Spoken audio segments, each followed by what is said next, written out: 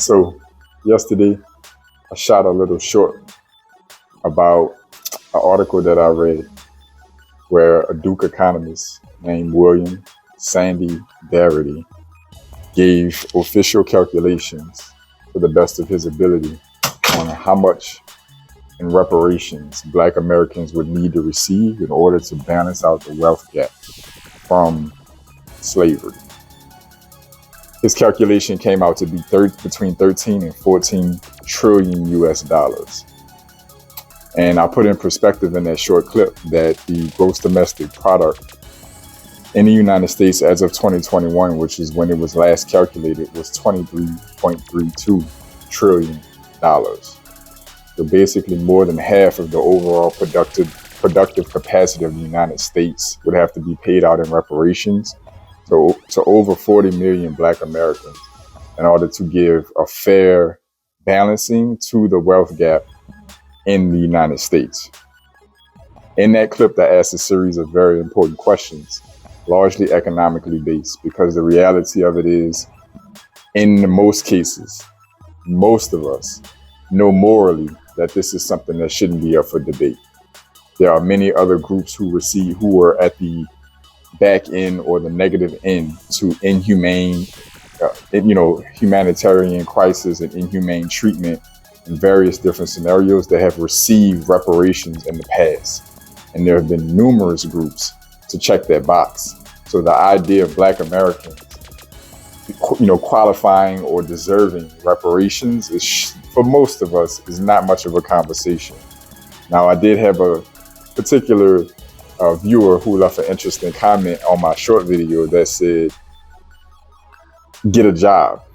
So clearly not everybody is in agreement with that, but we're going to leave the morality side of it to the side and kind of talk a little bit about the numbers, right?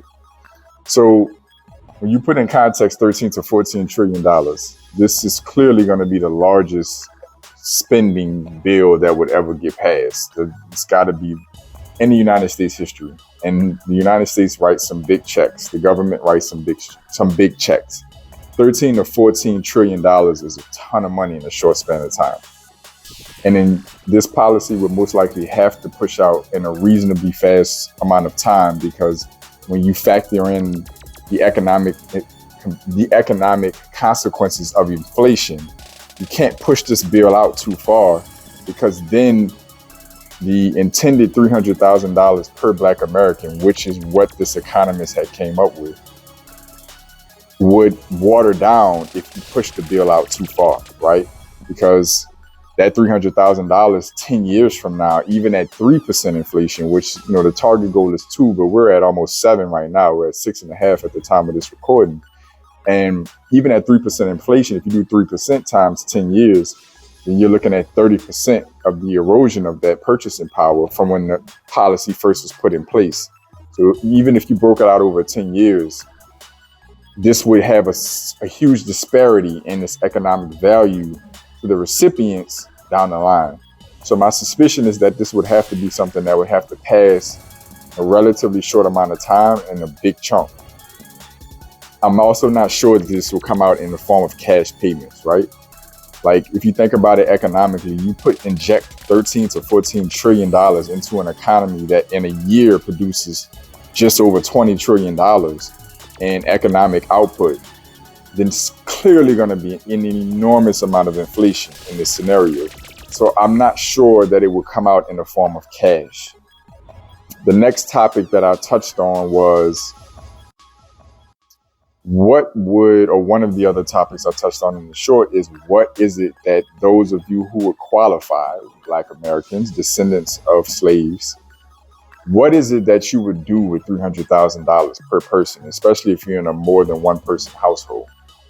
What kind of financial decisions would you make? I had some interesting responses from a few of my viewers who, talked about, buying homes, starting businesses, and learning how to invest. And what I picked up from that is that many of us really don't know what we would do if that were to ever become a reality. And that's almost any lump sum of money, right? We're not really just talking about reparations in that particular scenario. Many of us don't really know. We envision it and we get excited at the prospect of it. We really don't know what we would do with that kind of money. And so I think this is an important conversation because, you know, if you were to go out of your way, like many, if you ask, a lot of people, especially, of course, most Black Americans, the natural answer is going to be, of course, we deserve reparations. And my next question, actually in my short, was, should this be a priority for the U.S. government? $13 to $14 trillion on anything, anywhere in the world is enormous. And as sensitive as a topic as it is, the question is it really fair for it to be a priority, the biggest spending package, bill, whatever the case may be, being deployed at any given time in history that we know of, in modern times for sure? Should reparations be that ticket item? Should it be that pressing topic? And it's a really, really sensitive topic, but it's a serious debate. Should we, is what went down with slavery and the impact it had on America in its founding and its building, and then the American culture then versus now, is it big enough to say that we should be prioritizing reparations over so many other major issues going on domestically in the US and globally around the world? $13 to $14 trillion, again, is a ton of money, even for governments. So the question is, many of us will be advocating for this. Like, okay, many of you will say, yes, of course, reparations is the only fair thing to do, and it's probably even taking too long to go into effect. But what's the game plan? How will we use this money to close the wealth gap? Because $300,000 in cash is not going to cut it. If it were to come out in the form of cash, $300,000 is not going to cut it. Yes, it's great money. It can do a lot of great things. But in itself, $300,000 in cash is not going to close the wealth gap, because if you don't have the financial knowledge and the financial literacy to put that money to work in an effective manner, it's going to be back in the hands of other groups and other people really quickly. So my question in this is, for one, is it too late for reparations to be realistic on that level of a scale? Because reparations have been paid out before to different groups who have been on the back end, or again, on the negative end of really inhumane circumstances. But I'm pretty sure they've never been paid out at the scale that they would have to be paid out for Black Americans in this scenario. So is it too late? Because when the Emancipation Proclamation was passed in the late 1800s, after the Civil War, all this other stuff, the promise at the time was 40 acres and a mule, right? I know many of you remember that whole little 40 acres and a mule adage. And at that time, I don't know how many Black Americans existed in the country at the time, but I'm sure it wasn't 40 million, right? And the economic value of 40 acres of land at that time, arable land that you could farm on and raise animals on, that economic value at that time, well over 100 years ago, well over 150 years ago, what would it be worth today, right? So number one, is it too late to realistically ever put reparations in its proper perspective when it comes to Black Americans?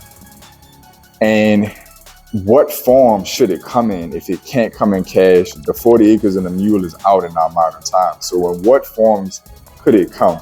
I remember an interesting interview or session, something online where, the popular YouTube blogger, or, whatever you want to call him, Vlad TV, had a segment where he discussed, the reparations conversation came up, and he felt as if it should come in the form of a free education, like college, right? Like $100,000 in college education. And he got torn out of the frame for it, of course. Like a lot of people felt like, for one, he's like a white Jewish guy. They didn't feel like he had the right to speak on it. But more importantly, people didn't see the value, because they were saying like, my college education is in no form or fashion a guarantee of economic prosperity, right? So you, after all this time, deciding that you're going to try to make things right by giving me a free education when that it does not guarantee me any economic, progress. Now, of course, there's a correlation between between education and economics. The clear distinction between those who have bachelor's degrees and above do much better than those with high school diplomas and below. But it still doesn't address person-to-person scenario. And again, you also have to think there's a lot of people who already have their college education that fit in this bucket. So, this is just an idea, right? Like, okay, cool. We know that the education one is a stretch. Great. And then the next conversation is, like I said, is it too late? And is it fair, even though this is a tough question, but is it fair for it to be a priority?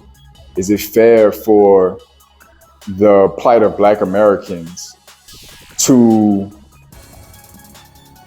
take precedence over everything else going on in the United States and everything else going on in the world, for us to basically stop pretty much everything else to put out that kind of money to make things right or to at least economically balance things out. I don't want to say make things right because that's pushing it, right?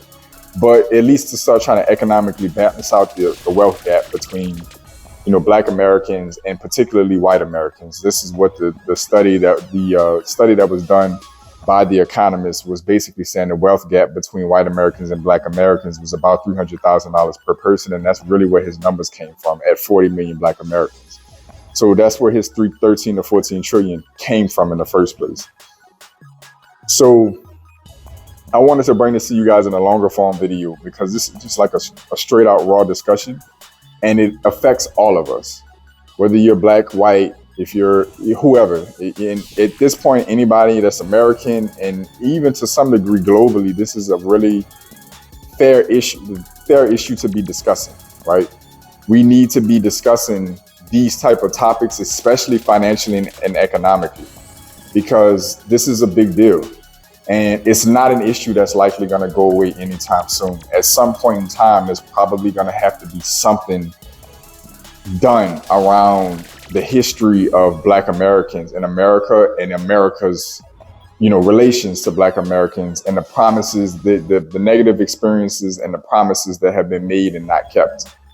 So I just want to get you guys feedback. I want to get your opinion. I want to keep it as civil as possible. We're all hopefully on this, we're all adults. And at the end of the day, hopefully most of us all just want to see things be better and more progressive as a people, as a country, as a nation. And we have made a lot of progress in a lot of different ways.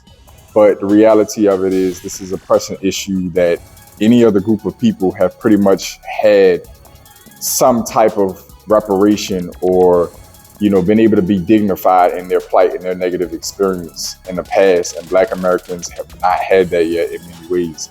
Opportunities have changed, things have changed. In some cases, they've improved. And in some cases, we're still suffering from a lot of what went down in this country for a long time. We're not that far removed. So give me your feedback, comment, like the video. It's just a conversation. At the end of the day, life is going to go on. America's going to go on. We're going to go on. But it is a pressing issue that deserves some attention and deserves some conversation. So I wanted to bring that to y'all today. This is JP from Blueprint for Prosperity. I'm checking out. I want y'all to stay focused, stay in motion. I'll see y'all soon.